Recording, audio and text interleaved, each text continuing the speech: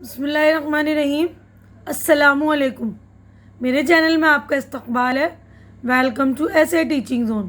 آج کی ہماری یہ ویڈیو 8ویں جماعت کی کتاب بال بھارتی کا ہم پڑھیں گے۔ آج سبق نمبر 9 ہے، یہ فقیر۔ تو یہ لکھنے والے جو مصنف ہے عظیم بیگ چغتائی، رائٹر کو بولتے ہیں مصنف۔ تو یہ والے سبق کے بارے میں ہم پڑھیں گے، فقیر کے بارے میں۔ تو اس سے پہلے ہم سبق پڑھیں، پہلی بات اس سبق سے متعلق ہے۔ ایک فقیر نے ایک دروازے پر کھانے کے لیے آواز لگائی۔ اندر سے ایک خاتون کی آواز آئی کہ ابھی کھانا نہیں بنا ہے۔ فقیر برجستہ بولا، آپ میرا موبائل نمبر نوٹ کر لیجئے اور کھانا بنتے ہی مجھے مس کال دے دیجئے، میں حاضر ہو جاؤں گا۔ آج جدید ٹیکنالوجی کے دور میں ہر شخص اپنے کاروبار کے لیے نت نئے طریقے اختیار کر رہا ہے۔ ان میں وہ تندرست لوگ بھی شامل ہیں جنہوں نے بھیک مانگنے کو اپنا پیشہ بنا لیا ہے۔ کئی موقعوں پر ڈانٹ پھٹکار سننے کے باوجود اس قسم کی حرکت سے باز نہیں آتے۔ ذیل کے سبق میں ایسے ہی ایک فقیر کی سرگزشت بیان کی گئی ہے۔ تو دیکھیے، سرگزشت مطلب ہوتا ہے واقعہ، یعنی اس کہانی میں بھی جو ایک فقیر کے بارے میں اسی طرح کا جو دیکھیے آپ نے سنا نا، ہم نے پڑھا، کتنا مزاحیہ بات ہے یہ۔ جو مطلب آج کل موبائل ہو گیا ہے تو مطلب کچھ بھی ہو سکتا ہے نا، کہ فقیر کہہ رہا ہے ہمارا نمبر نوٹ کر لو، کھانا بنتے ہی آپ مجھے مس کال دینا۔ تو مطلب فقیر لوگ بھی اس طرح ہوتے ہیں، ٹھیک ہے نا۔ تو ابھی ہم جان پہچان جو ہے ہمارے مصنف کا تعارف ہے، عظیم بیگ چغتائی 1895 میں جودھ پور راجستھان میں پیدا ہوئے۔ انہوں نے علی گڑھ مسلم یونیورسٹی سے BA اور LLB کیا، جج کے عہدے سے ریٹائر ہوئے اور وہ واقعات کا بیان ہلکے پھلکے مزاح کے ساتھ کرتے ہیں۔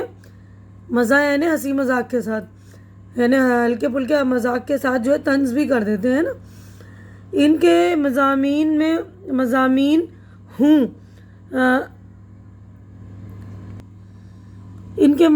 ہوں مزاحیہ افسانے یا ناول، یہ خصوصیت ہر جگہ برقرار رہتی ہے، یعنی ہر مضامین ہو یا ناول ہو یا افسانے ہو، تو یہ مزاحیہ جو خصوصیت ان کی ہر جگہ جو ہے برقرار رہتی ہے۔ ان کے کردار ہمیشہ ایسی حرکتیں کرتے نظر آتے ہیں جن پر بے ساختہ ہنسی آ جاتی ہے۔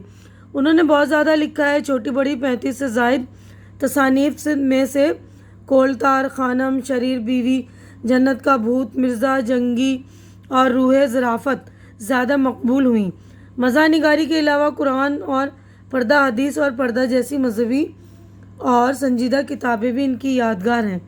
20 اگست 1941 کو ان کا انتقال ہوا۔ تو اب ہم کہانی پڑھنے کی طرف بڑھتے ہیں، سبق پڑھیں گے۔ ایک روز کا ذکر ہے کہ میں غسل خانے سے نہا کر برآمدے میں جو نکلا تو کسی فقیر نے سڑک پر سے کھڑکی کی چلمن میں شاید پرچھائی یا جنبش دیکھ کر صدا لگائی۔ صدا یعنی آواز، ماہی تیرا بیٹا ہوئے۔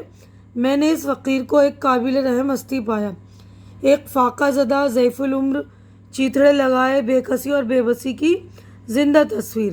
مجھے اس کی حالت زار دیکھ کر بڑا رحم آیا اور میں نے اس سے کہا کہ گھوم کر صدر دروازے پر آ جاؤ۔ صبح کا وقت تھا، میں چائے پینے لگا۔ گھر والی سے کہا کہ ایک انتہا سے زیادہ قابل رحم فقیر آیا ہے، اسے 2-4 پیسے دے دو، 2 توست اور ایک پیالی چائے بھی دے دینا۔ مستنڈے فقیروں سے جتنی مجھے نفرت ہے، اس سے دگنی نفرت میری بیوی کو ہے، اور اسی مناسبت سے ان فقیروں یعنی محتاجوں سے الفت ہے جو واقعی رحم و کرم کے مستحق ہیں۔ خانم نے فقیر کا نام سن کر جلدی توسوں کو انگیٹھی پر سینکا، ایک پیالی میں بہت سا دودھ ڈال کر چائے بنا دی اور سینی میں 4 پیسے رکھ کر لڑکے سے کہا فقیر کو برآمدے میں بٹھا کر کھلا دے۔ اب قسمت ملاحظہ ہو کہ غریب محتاج جسے میں نے بلایا تھا صدر دروازے کی پشت پر تھا۔ گھوم کر آ جانا اس کے لیے مشکل ہوا، یا آتے میں کسی دوسرے گھر سے مانگنے لگا ہوگا، یا پھر اپنی راہ کھوٹی نہ کرنا چاہتا ہوگا۔ قصہ مختصر، وہ تو آیا نہیں، البتہ اس کے بدلے میں ایک اور فقیر صاحب داخل ہوئے اور اپنی صدا لگانے بھی نہ پائے تھے کہ لڑکا ناشتہ لے کر پہنچا۔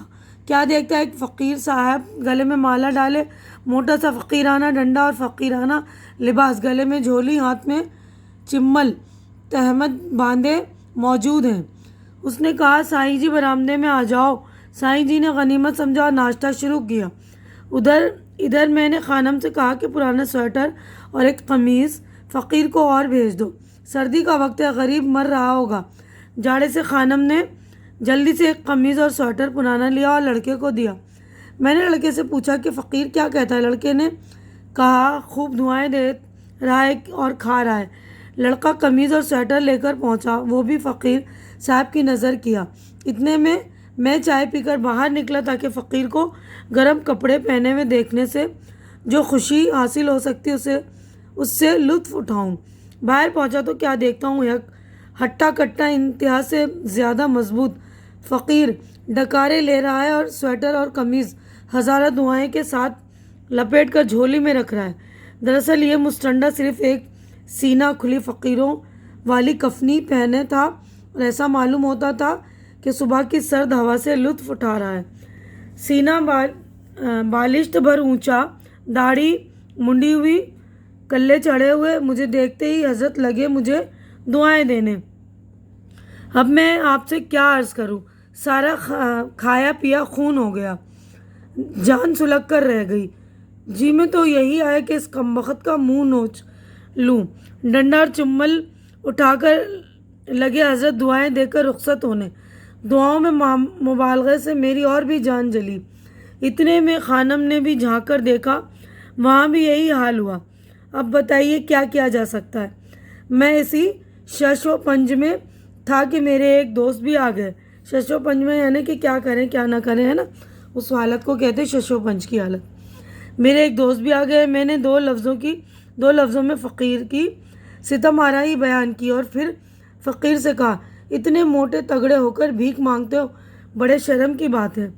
اس کے جواب میں فقیر صاحب نے اپنی پیدائشی حقوق سے دستبرداری سے معذوری ظاہر کی اور اب میں یہ سوچنے لگا کیا یہ ممکن ہے کہ اس بدتمیز سے کم از کم سویٹر اور قمیض ہی واپس چھین لوں۔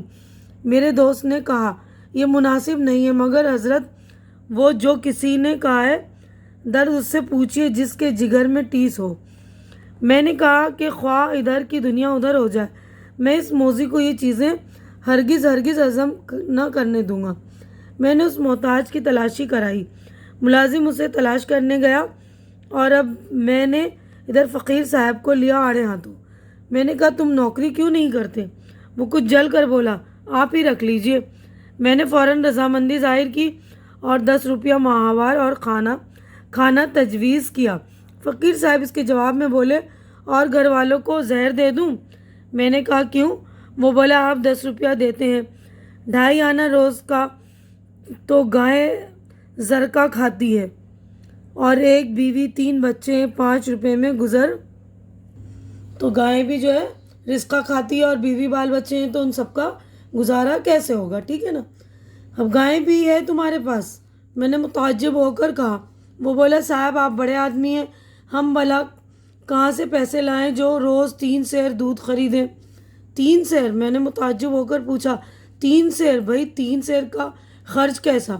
معلوم ہوا خیر سے خود حضرت 2 سیر دودھ یومیہ نوش کرتے ہیں، یومیہ یعنی روز کا 2 سیر دودھ پی جاتے ہیں۔ میں نے پھر تنخواہ کے سوال پر آیا تو اسرت کی شکایت کرتے ہوئے 30 روپے ماہوار کا خرچ گھر کا بتایا اور قائل ہو کر کہا کہ اگر کم و بیش کسی روزگار میں اتنی کمائی ہو جائے کہ تنگی ترشی سے بھی گھر کا خرچ چل جائے تو فقیری چھوڑنے کو ابھی تیار ہے۔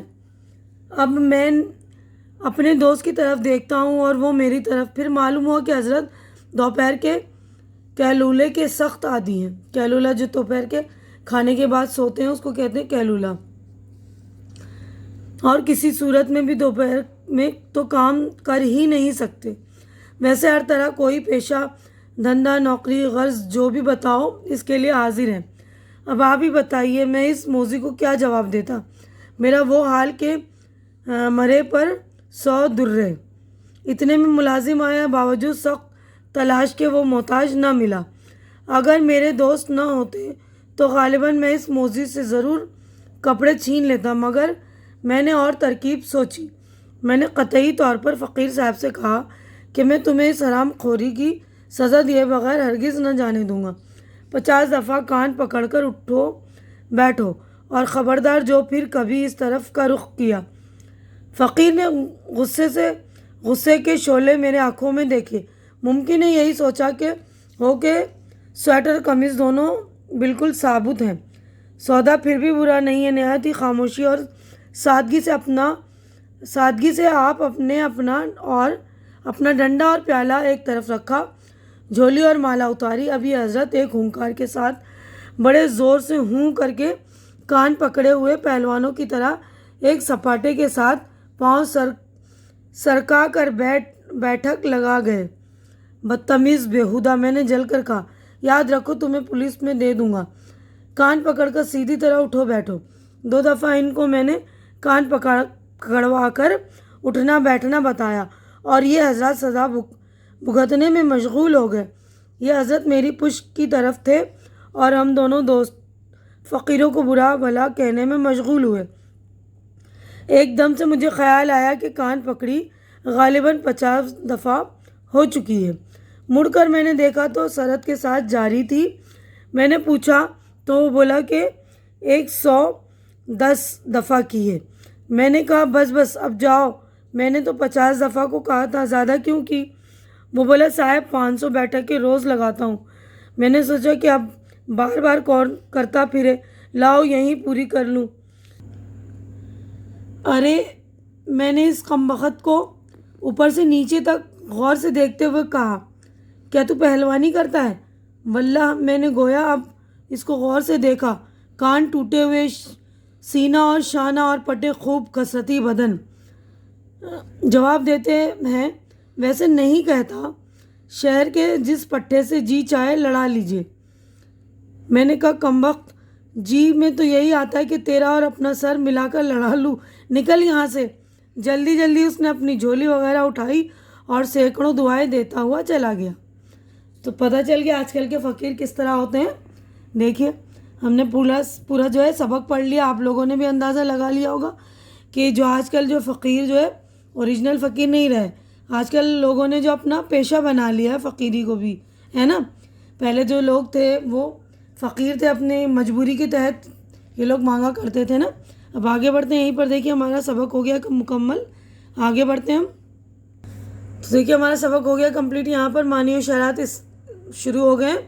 تو پہلا دیکھیے جو لفظ ہے، حالت زار بری حالت، چلمن پردہ، صدا دینا فقیر کا آواز لگانا، مستنڈا موٹا تازہ ہٹا کٹا، راہ کھوٹی کرنا دیر لگانا کسی کام کا بگاڑنا، سینی دھات کا بنا ہوا خوان، چمل کاسا بھیک کا کٹورا، سائیں جی فقیر، دستبردار ہونا چھوڑ دینا، شش و پنج سوچ بچار، رزقہ خوراک مراد چارہ، اسرت تنگی غریبی، حرام خوری مفت خوری بد ذاتی، فاقہ زدہ بھوکا مارا بھوکا، صدر دروازہ اگلا دروازہ مین گیٹ، کفنی بے آستین کا کرتا، موذی تکلیف پہنچانے والا، مرے پر 100 درے، مصیبت پر مزید مصیبت نازل ہونا، ہنکار ہاں کی آواز، سرعت تیز رفتار تیزی جلدی، پٹے رانے۔